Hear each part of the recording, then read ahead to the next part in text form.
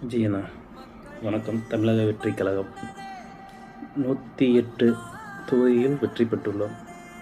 வாழ்த்துக்கள்ண்ணா. நன்றிண்ணா. தமிழக மக்களுக்கும் நன்றி.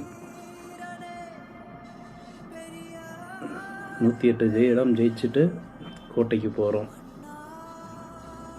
இருந்தாலும் முழுமையாக இதாக முடியல.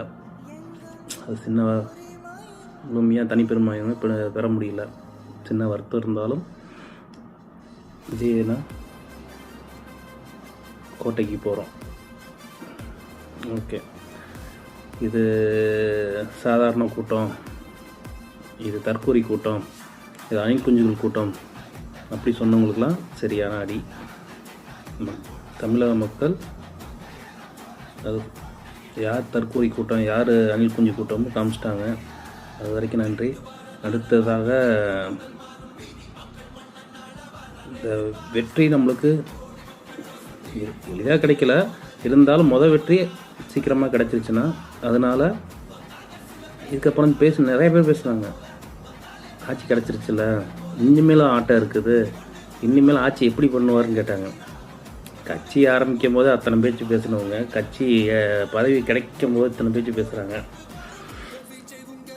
ஓட்டே வராது, சீட்டே வராது அப்படின்னு பேசின வாய்களுக்கெல்லாம் இது இப்போ பேசுகிற வாய்களுக்கெல்லாம் உங்கள் செயல்பாட்டில் காமிங்கண்ணா. ஓகே, நல்லபடியாக உங்களை நம்பி நாங்கள் இருக்கோம், உங்களுக்காக இருக்கோம். அதனால் இதுதான் சொல்ல வரோம். இது அனுப்பிங்க. அடுத்து கட்சி எலெக்ஷனுக்கு முன்னாடி பேசின வாயெல்லாம் இப்போ அடைஞ்சாச்சு. ஆனால் இப்போ எலெக்ஷன் ரிசல்ட்டுக்கு அப்புறம் பேசுகிற வாயெல்லாம் இனிமேல் நீங்கள் என்ன அடைக்கணும்னா, சரிங்களா?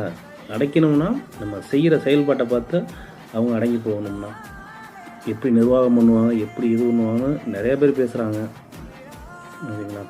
அதெல்லாம் காமிக்கணும். இப்போ எலெக்ஷன் ஜெயிச்சு காமிச்ச மாதிரி ஆட்சியிலையும் ஜெயிச்சு காமிக்கணும். காமிப்பீங்க, நம்பிக்கை இருக்குது, ஓகேங்களா?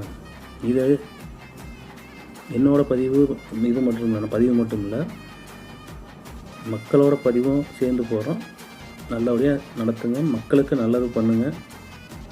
அதுவே ஒரு 5 வருஷத்துக்கு ஒரு டைம் உங்களையே அதுவே ஆட்சியில் உட்காந்து வச்சிடும், ஓகேங்களா?